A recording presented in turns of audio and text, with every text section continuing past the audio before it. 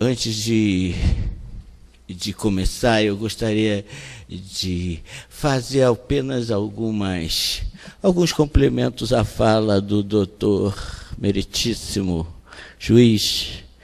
Primeiro, a primeira cirurgia feita pelo Dr. Roberto Farina foi em 1971 e não em 72, e é a cirurgia do Valdir para Valdirene, em que ele é condenado posteriormente, porque ela vai entrar exatamente na justiça para mudança de nome.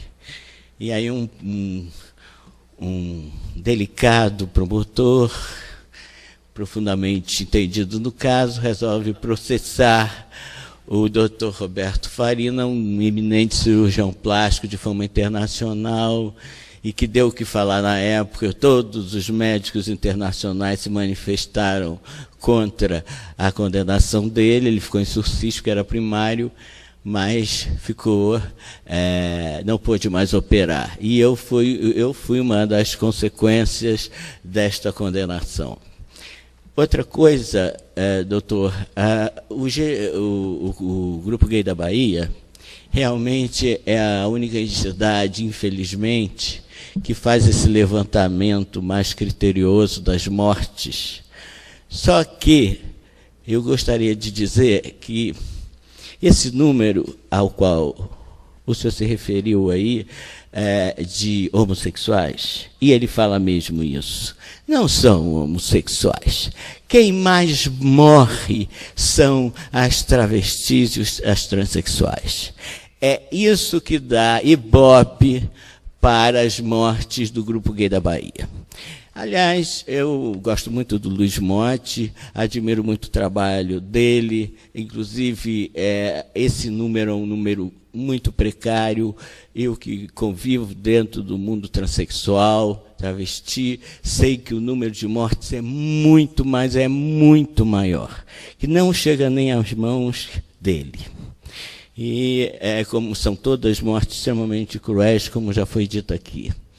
Enfim, o feminino ameaça o mundo masculino de uma forma que valeria a pena um profundo estudo sobre essa questão. Deixa eu ver, eu anotei aqui. Agora, aqui em São Paulo, além de poder se fazer a cirurgia com 18 anos e se hormonizar com 16, há também a permissão para o uso de bloqueadores a partir, se não me engano, dos 12 anos de idade. Porque é uma coisa muito séria, um transexual, que o período mais difícil é a adolescência, quando começa a surgir, né, os hormônios, e que aí vão cada vez mais, entre aspas, deformando o corpo.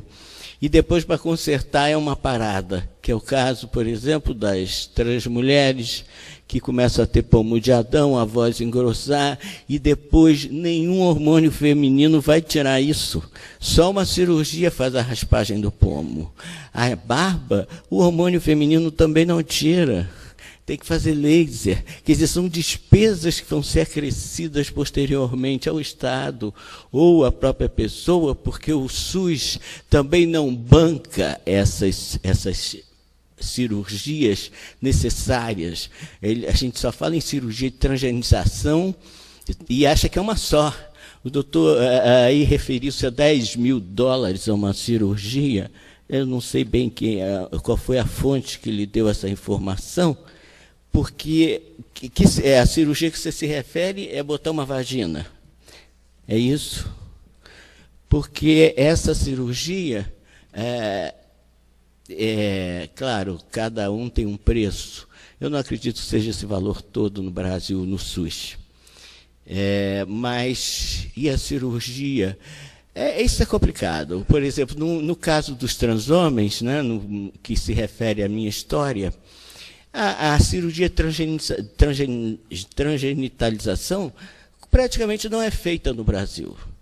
Até porque a faloplastia, ou seja, a feitura do falos, é considerada experimental até hoje.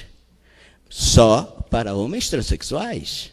Para homens cisgêneros ou, enfim, biológicos, pode-se fazer essa cirurgia em qualquer hospital, desde que tenham ou pagando, ou até de graça, sei lá como é que é. Homens que perdem seus pênis por diabetes, por acidentes, por câncer, por gangrena, eles podem refazer os seus pênis. Agora, nós, transexuais, não. Para fazermos um pênis, teríamos que ter tudo que já foi dito aqui pela doutora Berenice, um laudo de 2 anos, psiquiatras, psicólogos, assistentes sociais. Nosso corpo é um tabu. Antes de eu continuar, quem é que já conhece a minha história? Não conhece, não conhece. Quem não conhece, levanta a mão. Caramba, vocês não veem televisão, meninos? Olha só, agora, quando foi? Dia 8, quarta-feira, passou Tabu na televisão, vai ter repeteco. Vai ter repeteco domingo. Estava lá eu e a Berenice, a nova temporada do Tabu, tem no De Frente para a Gabi, tem no Jô Soares, mas enfim. Eu vou ser obrigado, mais uma vez, desculpem quem já ouviu, a falar brevemente da minha história, que eu sei que eu sou um fake, né? Um fake, né? Que pronuncia em inglês, assim bonitinho, fake, né? Enfim, é isso que é que nem aquelas mulheres barbadas, né? Que no final do século XIX, até a década de 30, existia, né? Os circos dos monstros, né? Os anões, os deformados, os monstros, né? Que dava muito dinheiro. Então, eu ainda sou visto assim como um monstro. Os transexuais são, como já foi dito aqui, abjetos, não sujeitos, pré-sujeitos, ou monstros mesmo, como se referia a Butler. E é normal, eu sou um anormal. Acho ótimo, porque eu também não quero ficar sendo um normal dentro dessa sociedade machista, patriarcal, heterossexista. Eu sou um transhomem feminista e feminino também, dentro do que se concebe dessa noção inventada de feminino. A Joana e o João são... eu sou a mesma pessoa. Aliás, como eu sempre gosto de dizer, graças a Joana, eu me tornei o João, né? Por trás de um grande homem, há em mim uma grande mulher.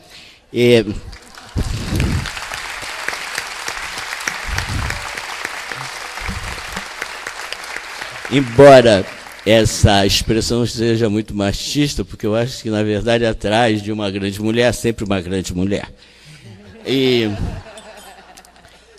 Mas eu gosto de brincar, porque no meu caso é literal. Bom, eu vou fazer um pequeníssimo resumo, porque senão não vai dar tempo. Eu tenho 63 anos, portanto, muita história para contar.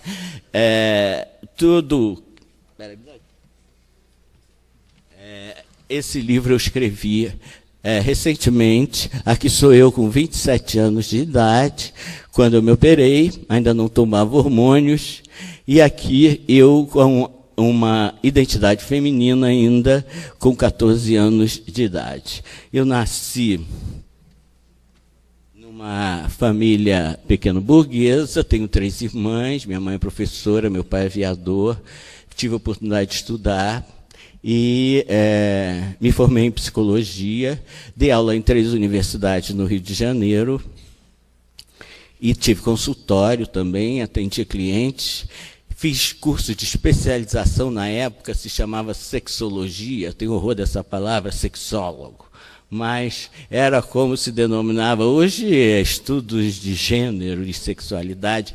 Aliás, cadeira que deveria ser obrigatória em todas as faculdades de ciências humanas, não só de psicologia, né? Aqui, por exemplo, a cadeira de direito afetivo, não sei em quantas faculdades existe essa cadeira obrigatória, alguém sabe? Nenhuma no Brasil, que maravilha. E eletiva, quantas faculdades... Alguém pode me responder isso? A cadeira de homoafetividade como eletiva, eu conheço se não me engano, no Rio de Janeiro, tem a Estácio, mas eu acho que já é pós-graduação, né? Olha, e a faculdade de psicologia que não tem? A psicologia, como é esses psicólogos aí que estão nos grupos, dentro dos protocolos, para julgarem, para analisarem, para darem o laudo de transexual verdadeiro, porque tem o falso. E eles se baseiam em quê? Né? E os psiquiatras, existe por acaso a cadeira de gênero e sexualidade dentro da medicina? Existe dentro da formação dos endocrinologistas essa cadeira? Como é que o endocrinologista é capaz de poder dizer, como no meu caso, uma pessoa que nasce com corpo feminino e aos 27 anos entra na menopausa e vai tomar testosterona? O que acontece com essa pessoa? Ninguém é capaz de me analisar. Eu sou uma cobaia humana até hoje. A minha reumatologista mesmo diz, olha, João, eu não sei por que você está com esse processo de artrose sistêmica. Pode ser pela testosterona, mas não há tempo hábil para, de nenhum caso, já eu sou o primeiro, né? Que aqui no Brasil, então, enfim, quem vem atrás vai pegando carona na minha experiência. Agora, eu não tenho em quem me basear. O Ministério da Saúde, o representante do Ministério da Saúde fez, quando foi fundada a Associação Brasileira de Homens Trans, há um ano atrás, ele foi lá, eu não sei o nome dele, Heloísa estava presente. A Márcia Rocha, cadê a Márcia Rocha? Também, está na mesa, também estava presente. E o cara falou, não, porque agora, a partir desta fundação, nós vamos começar a estudar mais a questão hormonal dos trans. Aí eu levantei o dedo e disse, opa, aqui estou eu para me servir de cobaia, pode me experimentar à vontade. Cadê que o cara me procurou? Ó, que quer melhor material do que eu? Nunca mais olhou, nem me viu, nem me procurou o telefone, acho que até esqueceu o meu nome. Mas, enfim, eu aí, claro, sofri transfobia, né? Eu não sofri homofobia. Eu gosto muito de fazer essa diferenciação, porque é uma mistura no mundo LGTB. Evidentemente que essa sigla não engloba, nem teria como englobar todos os desejos, todas as sexualidades que existem na humanidade, né? Mas mesmo assim, né, ela ainda está muito incompleta, não tem os uídos intersexuais, que é outro segmento muito importante que também entra neste problema de gênero de homem e mulher. Também os queer, né, que são aqueles que não querem ser homem nem mulheres. Por que a gente tem que se definir? Né? Enfim, há várias modalidades. Voltando à minha história, eu vou fazendo essa jogada de falar um pouco de mim e falar um pouco do que eu penso sobre a questão da sexualidade. Eu sempre me senti um menino, desde 4 anos, 3 anos de idade, que eu me entendo por gente. Não saí da caixinha, né? Apesar, o médico naquela época não tinha ultrassonografia, graças a Deus, não disse para minha mãe que ia ser uma menina. Mas mesmo assim, depois que eu nasci, por ter nascido com uma vagina, com um corpo, entre aspas, normal, não era um caso intersexo, embora eu tenha 3 irmãs também, né? Eu não escapei de ser criado como uma menina. Né? Me botaram vestido, lacinho de fita, até os 2 anos, depois eu comecei a chiar. Mas, enfim, tinha que ir de sainha para a escola. Eu era obrigado a viver no mundo feminino sem me sentir uma menina. Era um menino dentro de um mundo feminino. Isso me deu uma riqueza também, né? Eu tenho um filho hoje, de 26 anos, que eu digo para ele, aprende com o papai, ninguém entende melhor uma mulher do que eu. Já vivi os 2 lados, sei o que é um banheiro feminino, sei o que é uma fofoca feminina, né? Sei o que é uma menstruação, eu sei tudo isso. E realmente ele fez o maior sucesso. Meu filho, mas essa é outra etapa da minha história. Vamos voltar aqui. Na adolescência, que foi a pior fase, eu acho, da minha vida, uma das piores, que é quando começam que veio a menstruação, como eu chamo no meu livro, né, aos 14 anos, e aí começaram a nascer, como dizem os garotos hoje, os invasores, né, os seios, e... Enfim, o seu corpo começa cada vez mais a depor contra você mesmo, deixando de ser um objeto de sedução e desejo para se tornar um obstáculo a isso. Cada vez mais ele depõe contra como você se sente. E a cultura não abre espaço para você poder ser com aquele corpo inteligível e amado e aceito. Imagina um transhomem como eu, né, antes da cirurgia, e de sunga para a praia e de peito. E é preso. Não tem saída. A cultura não permite esse espaço. Então, de uma forma ou de outra, você tem que se categorizar dentro, para se fazer inteligível, dentro do que se chama ser homem, uma figura masculina, né? Então, a primeira cirurgia que todo transhomem faz é a errada chamada mastectomia, porque, na verdade, não é uma mastectomia. Mastectomia é o que se faz numa mulher com câncer. Tira-se a mama toda dela, não bota nem mamilo. No caso dos transhomens, é uma cirurgia plástica reconstrutora, transformar uma mama masculina numa mama feminina. É muito diferente. Inclusive, existem próteses peitorais masculinas para os transhomens que querem fazer essa cirurgia. Eu falo transhomem, também se fala homem trans, também se fala FTM, de Family to Male, né? Eu prefiro transhomem, eu gosto de botar o trans na frente, porque o homem passa a ser um mero adjetivo à mulher, porque eu acho que o importante é ser trans. Eu adoro ser trans, eu quero continuar sendo trans, eu não quero me tornar um homem sofrido, massacrado, apesar de empoderado dessa cultura, porque é um poder que, na verdade, adoece. Esse poder do machismo, esse poder público, né, que não é dado à mulher, né, que a ela só é dado o privado, e até em algumas exceções, né, mas aí ela se torna uma mulher macho. Quando ela consegue esse empoderamento, né, todo mundo começa a falar, não, olha aí, você já viu a nossa presidente da República? Ela é uma mulher, com certeza, mas, né, ela apresenta todas as características do chamado mundo masculino. Ela tem o poder, ela tem a competição, ela tem a capacidade de decisão. Não só ela, todas as mulheres que exercem cargos, né, de liderança, mas são pouquíssimas ainda.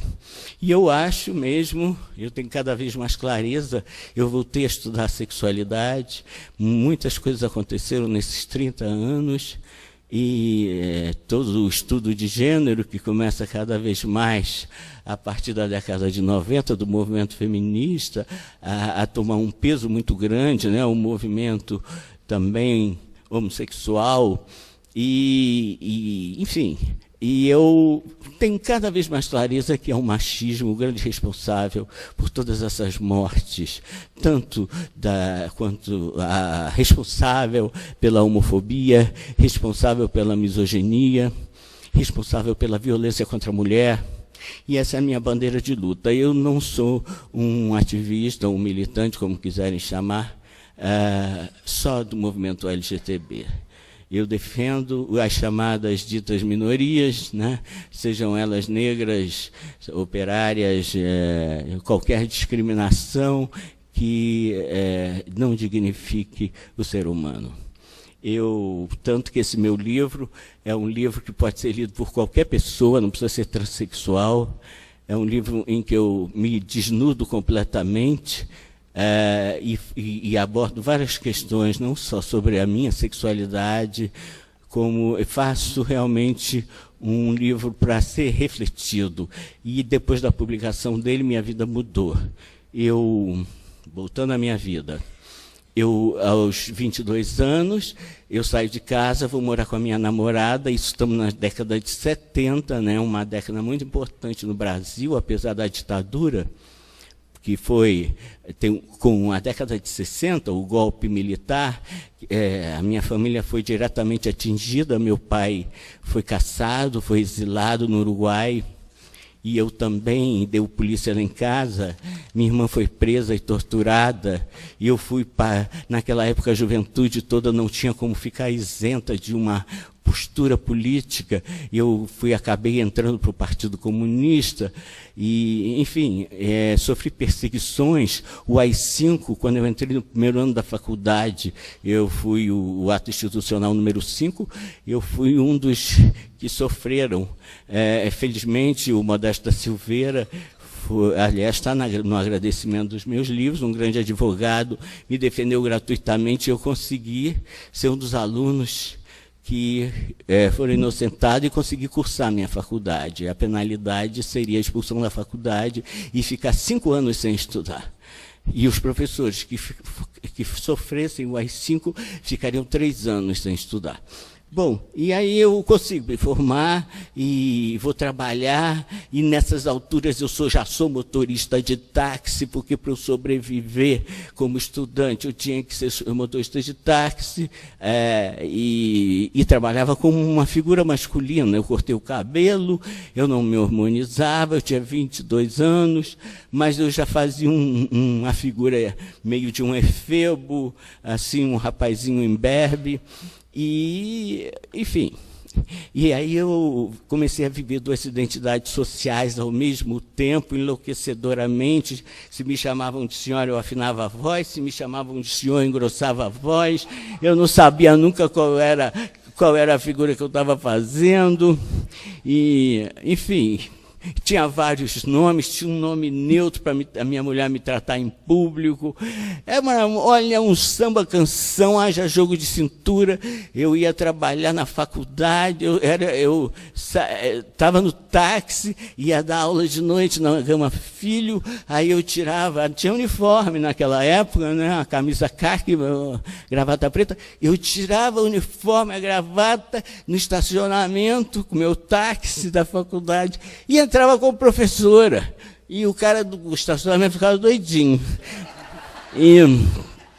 E também não podia frequentar o banheiro feminino. Eu uma vez entrei no banheiro feminino, minhas alunas dentro do banheiro, a moça que tomava conta, banheiro de homem lá.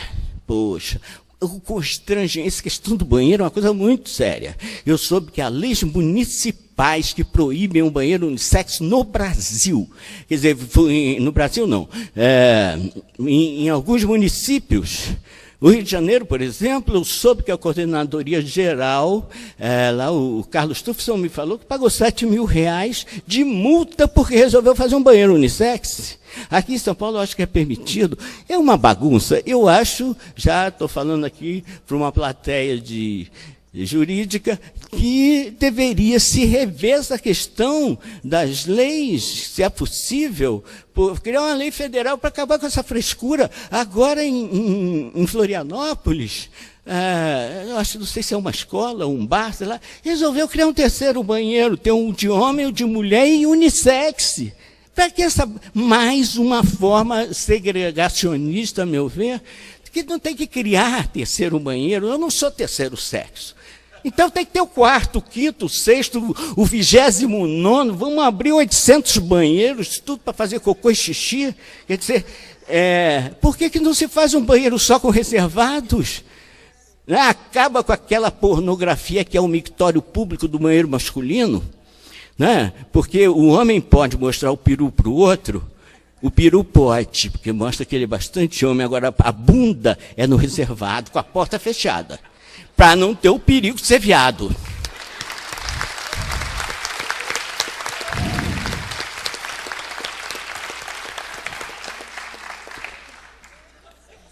Eu estou fazendo samba do crioulo doido, mas eu vim mesmo para confundir, eu não vim para explicar nada. Eu estava fazendo aqui uns comentários sobre a fala aqui do juiz, e tinha mais uma coisa aqui que eu queria falar, que é o seguinte. Ele falou que teve aí um juiz que não contemplou a mudança de gênero, porque ele contempla a realidade, ou seja, o cara é XY, então não pode mudar o gênero para feminino, mas contemplar a realidade do XY, onde é que ele viu o XY da realidade?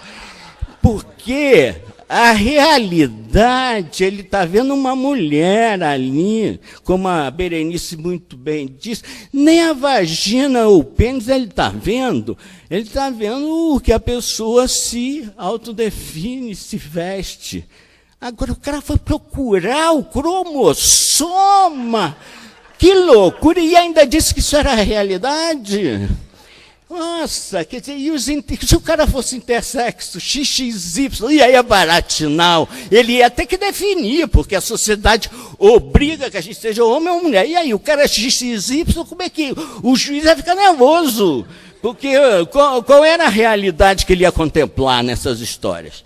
Então, é bom questionar essas noções desses brilhantes magistrados que nós temos. Eu, por exemplo, quando cheguei aos 27 anos e fiz as cirurgias, eu não terminei, eu sou um homem sem pênis, nem por isso me sinto menos homem por causa disso, já fui mais do que colocado, que não é uma vagina que faz uma mulher, nem um pênis que faz um homem, né? Ou mesmo as mulheres que têm vagina delas, muitas delas nem são mulheres. Como diz Simone de Beauvoir, torna-se, né? Nada é natural, mas acontece que a gente aprende desde cedo. Eu tenho um peru aqui, eu sou menino. E aí, o que quer dizer isso? Ele vai ter que aprender o que é ser menino. E conforme a cultura que ele nasça e o tempo que ele viva, né, a época, ele vai aprender formas diferentes de ser menino. E eu, apesar da minha época e do meu tempo dizer que menina era X, eu resolvi ser outra coisa. Nunca me coadunei com essa noção de que é ser mulher. Tentei, aos 16 anos eu tentei ser mulher. Eu era uma mulher bonita. Das 4 filhas, eu era a mais bonita. Não tinha nem a desculpa de dizer, não, virou homem porque era um bagulho. Mas então... eu era, se vocês olharem, aí no tabu mostra com 18 anos de idade, era eu sabia que eu me sentia um ser do gênero masculino, mas devido à transfobia, esse é um grande sofrimento do transexual. A relação com o corpo dele é uma coisa muito particular, porque cada trans, em função, como eu disse, do lugar que vive, da forma que é educado, enfim. E claro que a cultura, né, judaico-cristã de 2000 anos tem um peso decisório heterossexista em qualquer lugar. Mas tem pais mais abertos, tem escolas mais abertas, né? Agora a filha do Brad Pitt só quer se vestir de menino, com 6 anos de idade, os 4. Né? Então cabe aos pais ter a compreensão de aceitar o gênero da criança. Né? A sogra tá puta, a mãe do Brad Pitt já falou, você tá louca de deixar a menina se vestir como menino? E criança não pode opinar, criança não sabe quem é, criança não tem direitos. Né? E é fogo esse negócio de criança não ter direito. Isso é uma coisa também, acho que tinha que ser revista melhor. Então, eu fui obrigado a viver no mundo feminino. E aí, passei a viver nos 2 mundos por minha conta, e depois dos 27 anos da cirurgia não dava mais.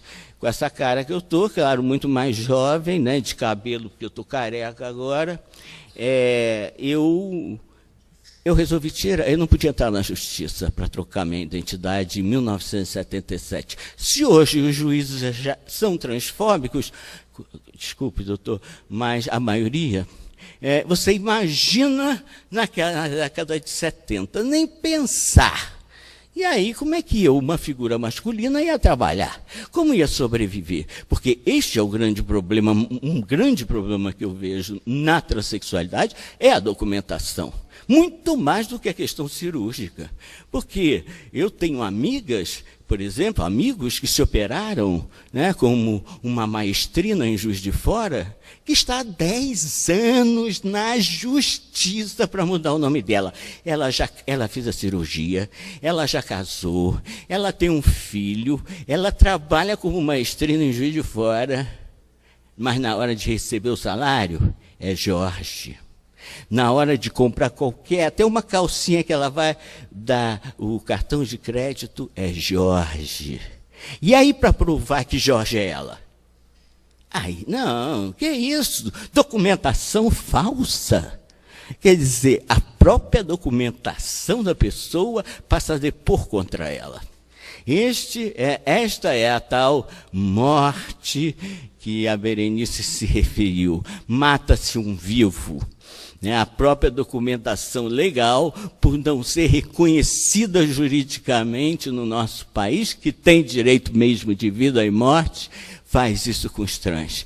Por isso, Jean Willis, o deputado federal Jean Willis, com a deputada Érica Cocai, protocolaram, agora no dia 20 de fevereiro de 2013, o projeto de lei 5002/13, que é a lei de identidade de gênero, que eu fiquei muito honrado de terem nomeado essa lei com o meu nome, João W. Neri, e que ela vai ser realmente a grande libertação dos trans, porque é uma lei baseada nas leis argentinas, e ela simplesmente acaba, primeiro, você não precisa se operar para mudar nem o nome, nem o gênero.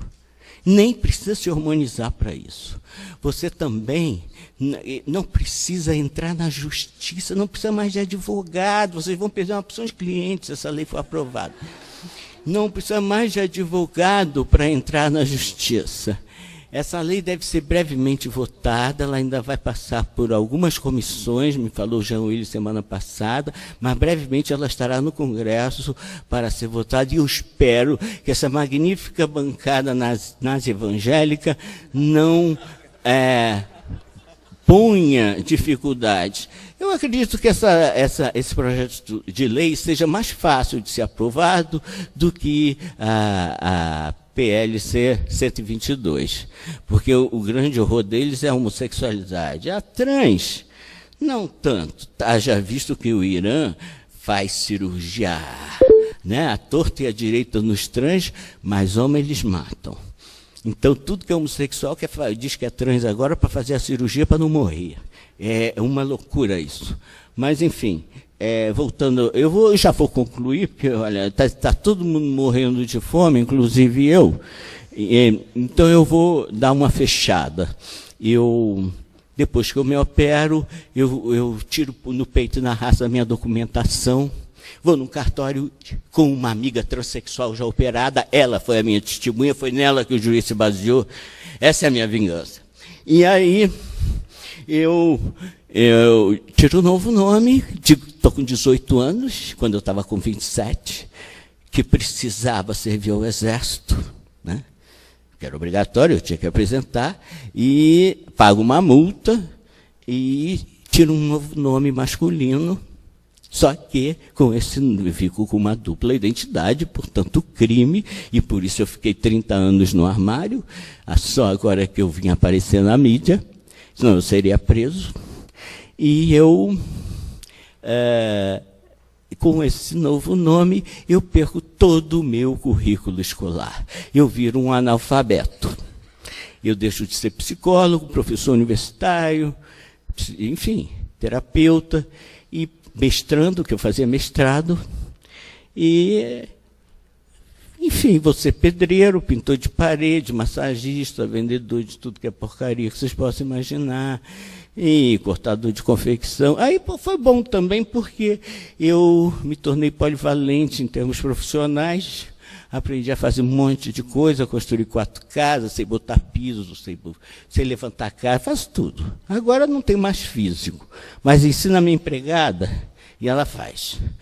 Mas, enfim, mas estou desempregado, não tenho aposentadoria, né? E já me sugeriram que eu deveria entrar com uma ação contra o Estado, contra a União, sei lá, para ser ressarcido do prejuízo desses 30 e poucos anos, que por falta de leis, por falta de assistência, porque o Estado não ajuda a nenhum transexual, a nenhuma travesti. Quando Berenice disse que a maioria é expulso de casa, menor de idade, e é mesmo, e vai para a prostituição ou cai nas drogas, sem opção, o que o Estado faz? Manda matar, dá tiro ali, ó, limpa a cidade, entendeu? É menos um problema na nossa vida. É isso, por isso não se apura direito os assassinatos. Não tem interesse, a cultura não tem interesse em ser ameaçada na noção de família, na noção, como se houvesse uma família, né? Pai, mãe e filho, quando a gente sabe que hoje a família, a maioria das famílias só tem mãe e filhos. As grandes chefes de família são mulheres, e como tem vários tipos de famílias, né? Crianças criadas pelos avós, ou pelos padrinhos, ou por 2 mães, ou por 3 pais, sei lá, né? Ou por transexuais. Ninguém fala em família transafetiva. Aqui, eu já falei isso com a Berenice, é direito homoafetivo, mas deveria ser direito homo-transafetivo, porque o trans não é um homo. Eu sou heterossexual, eu gosto de mulher, mas sou trans. Né? É como a Beira falou, se eu gostasse de um transhomem ou de um outro homem, eu seria um transgay. Quer dizer, a minha orientação sexual é heterossexual, embora a minha identidade sexual, que é diferente da orientação sexual, seja trans. Né? Eu transcendo o gênero, transcendo a sociedade, eu adoro esse prefixo trans, transcende tudo. Sobretudo dessas normas vigentes e desses mitos, né, que a gente sempre, quando quer se defender ou quer defender alguma coisa, diz, é científico. Eu tenho horror dessa expressão científico, porque quem faz ciência? Quer dizer, a noção do científico, quem faz, a maioria, são pessoas heterossexuais convictas. Esse convicto é horrível, mas convictas como se nascessem assim, né? E com uma visão extremamente sexista. E ela acha que está sendo neutra, doutor. Não é só na justiça que não existe a neutralidade, é em lugar nenhum. Eu era professor de percepção, e uma das coisas que eu ensinava é exatamente isso. Nenhuma percepção consegue ser neutra, porque você não percebe e depois julga, você já percebe julgando. É um ato único. Então, a percepção é uma totalidade de contextos, de valores, né? A soma ultrapassa, a Gestalt, né? A percepção não é a soma de elementos, é muito mais que isso, transcende isso. Então, não há como você olhar para uma pessoa e olhar depois de um tempo dizer, é bonita, é feia, é gorda, é magra. Não, você já percebe com esses valores. Né? É uma mulher, ou é uma mulher negra, ou é um travesti, ou, enfim, e aí já tem uma conotação de valor. Então, a ciência, ela é feita com pré-dados, dados pelos próprios valores de quem a faz. Então, isso é importante a gente ter essa noção, e graças a Deus, embora eu não acredite em Deus, mas é outro vício de linguagem, né? Graças a Deus, a linguagem é uma coisa muito importante na nossa cultura, porque ela não só descreve, ela forma. Isso que a Berê falou, é um menino, uma menina, né? É mais do que descrever um sexo, é performatizar uma pessoa, um ser que ainda nem veio ao mundo. Aliás, eu dei uma palestra no CRT aqui de São Paulo, que é o ambulatório de transexuais e travestis, e uma psicóloga estava me contando o caso que achei ótimo. Ela estava com um neném, enfim, um neném. E aí perguntaram assim, é macho? Aí ela respondeu, só vamos saber quando crescer. Achei ótima a resposta. A Judith Butler tem outra também ótima. O médico poderia ser mais original quando nascesse uma menina. É menina? Aí o médico diria, talvez lésbica. Então, é claro que isso é uma brincadeira, mas exatamente para ironizar essa questão vagina-mulher, hétero, né? Tem que estar tudo igualzinho às práticas sexuais, né? Quer dizer, se o marido dá a bunda para a mulher comer com os dedos dela ou com o dildo que ela comprou, ele é heterossexual e um amante maravilhoso. Mas se ele dá a bunda para uma não mulher, aí pronto, pegou. Já não é mais heterossexual, ele é homo. Porque deu a bunda e gostou para um outro homem, né? E quando ele dá para uma travesti, ele é o quê? Não, aí eu não sei, quer dizer, como ela é uma figura feminina, eu sou hétero. Agora, se a gente for avaliar o XY dela, eu sou homo. Aí, não, como é que fica, né, doutor? A questão da realidade. É uma babaquice danada, a gente tem que transcender todos esses mitos que se criam na nossa cultura, em todos os níveis. E eu sou a prova cabal de que é um mito. Esse negócio que testosterona faz a gente ficar agressivo também é um mito. Eu nunca fui agressivo e pretendo nunca ser. Sou um homem dócil, criei um filho dócil. Aos 37 anos, minha mulher, eu estou no 4º casamento, há 17 anos. Todas as minhas relações, isso eu nunca consegui ser macho, como a cultura define. Eu nunca fui galinha, eu não consigo trepar por trepar, eu nunca fui de fazer pegação na rua. Eu sou um cara que me envolvo nas relações, eu me apaixono de 4. Depois dá errado, a gente acaba, né? Como dizia o meu amigo Darcy Ribeiro, o bom do amor é poder amar várias vezes. E eu segui isso à risca. Acabou a relação, tchau. E nisso casei 4. Mas, no segundo casamento, minha mulher engravidou de outro homem, evidentemente, porque eu sou estéril. E foi uma barra para mim, mas eu consegui, como eu gosto de dizer, transcender os chifres. Que... A sua gargalhada é boa, hein?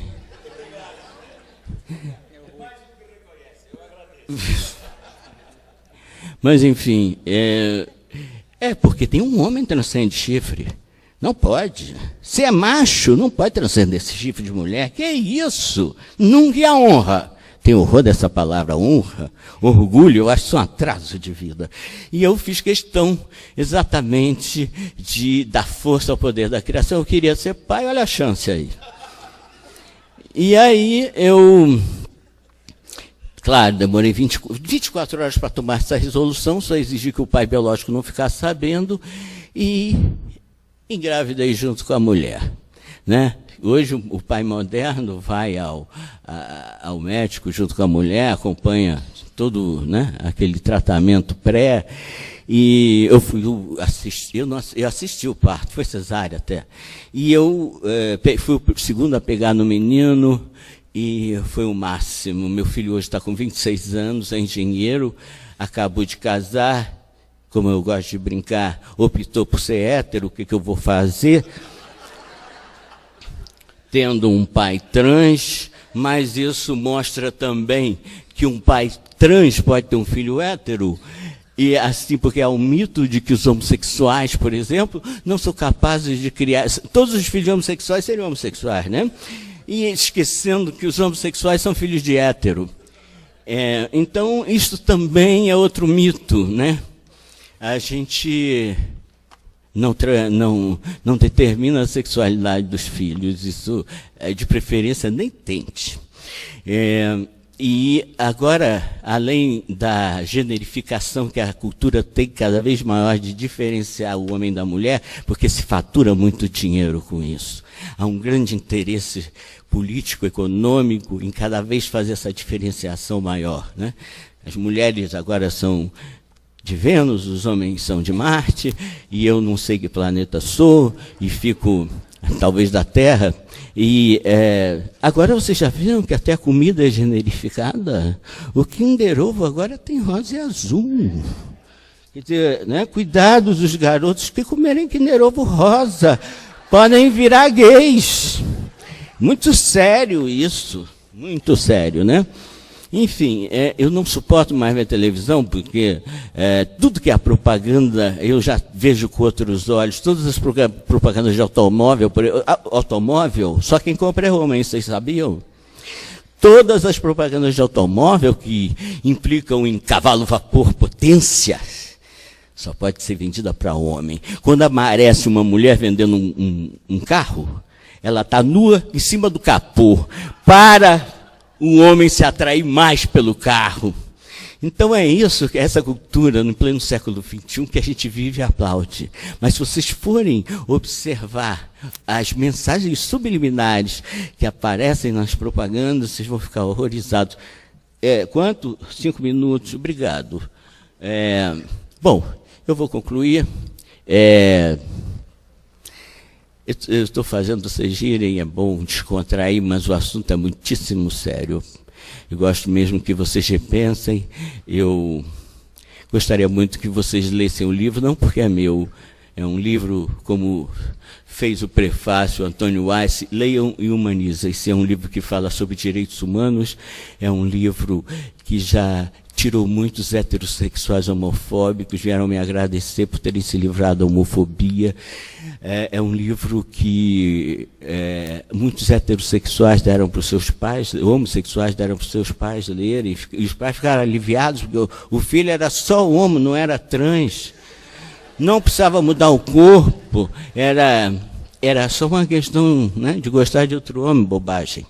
E enfim, muitas lésbicas masculinas que não sabiam que existia transexualidade, que não se encaixavam também. Oi, Maitê. Tudo bem, João? O que houve que você veio fazer? Não, eu vim fazer que, tipo... Bom, meu nome é Maitê, e, tipo, esse livro, várias pessoas já me disseram, e eu recebi de presente teu, e estou incluída nele. E eu acabei de chegar, desculpa ter perdido tudo, mas eu estou bem atrasada, porque eu estou em São Paulo, e São Paulo, tipo, é uma megalópole que eu fico bem louca. Mas... E várias pessoas já te disseram isso, João. Não é uma viagem solitária, é uma viagem solidária. Você consegue, através desse livro, mostrar que eu, que sempre me senti mega estranha, outras pessoas que estão super perdidas e que talvez não tenham o discernimento de procurar uma literatura, ou muitas vezes encontrar o apoio na escola, que é a nossa segunda família, ou na nossa própria família, possam encontrar algo que diga, mesmo que você esteja super perdida, a gente pode qualquer coisa. E teu livro mostra que a gente é, acima de tudo, humana. Então eu queria agradecer de um modo mais verbal do que eu já fiz digitalmente, que obrigada por se expor, obrigada por mostrar que, tipo, a nossa maior igualdade é a diferença, e obrigada por você existir nas nossas vidas.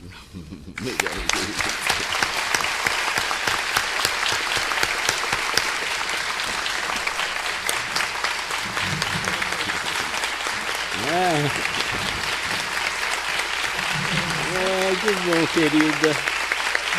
Ela, querida.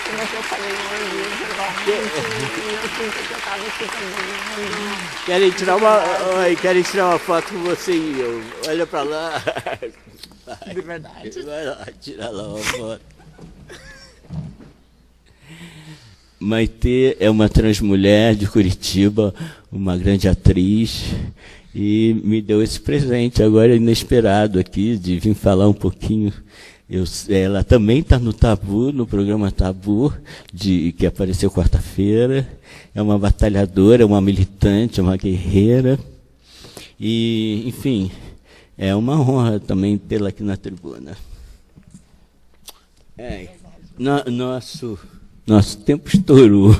Olha só, eu estou vendendo o livro a R$50, porque não tem troco, não tem maquininha. A moça lá fora está aceitando o cheque, tá? E outra coisa, só para terminar, eu gostaria muitíssimo, quem for empresário aqui, quem tiver consultório, escritório de advocacia, contratem uma travesti ou um transexual para trabalharem com vocês.